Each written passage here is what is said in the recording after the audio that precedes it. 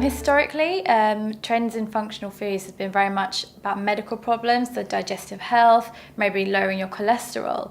But I think more recently, it's a bit more holistic, so trying to improve maybe mental well-being, just feeling better, having more energy, and just giving you a bit more of a boost to your daily life. Consumers are very much struggling at the moment. Everyone wants to be healthy, but everybody is tired, busy, have so many things to do, and consumers are just looking for ways in which to feel better. So we've done quite a lot of work looking at Free From, for example, where consumers just want to feel well. And I think that's exactly the same for people that move towards functional food products. They want to find ways in which their normal day-to-day habits can actually make them feel better and just keep them going.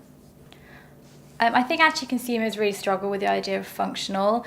A lot of it is very scientific, and there's still lots of distrust in the food industry.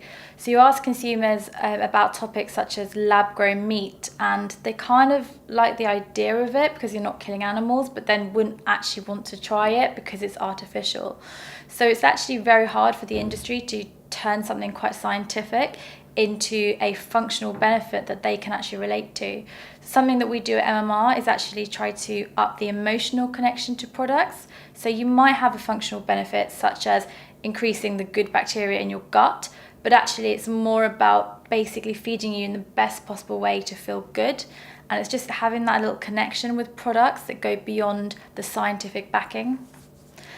The industry is trying to do things to make it easier to access functional food products. So it's doing things like adding something to a normal product, such as adding some ginseng to your coffee or protein to your water. It means that consumers can actually already buy that product, but maybe make a better decision in that moment because of that extra benefit. So it's just making it more accessible, and I think it's really important that products actually fit into people's daily lives. So if we look at something like the sugar reduction policy, we knew that consumers weren't able to cut their sugar themselves. They weren't able to massively change their behaviour. So the industry had to take the sugar out. And I think we have to be very aware that consumers aren't going to massively shift their eating habits. What we can do is just try to introduce functional products on a day-to-day basis. I think it's quite hard when you buy a functional product to understand really how you feel better, or if you feel better at all. So take something like a probiotic yogurt. You can't tell if your gut bacteria is improving. Maybe you have some decrease in digestive symptoms, but you have to really believe in that product to keep using it.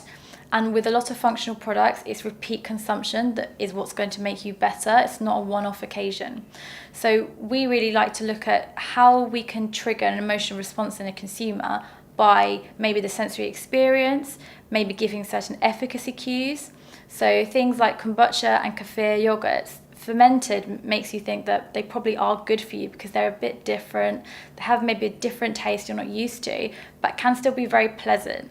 So it's really important for compliance that products taste really good to consumers and kind of meet those needs, but then give them some sort of understanding that actually it's going to make them feel better in some way.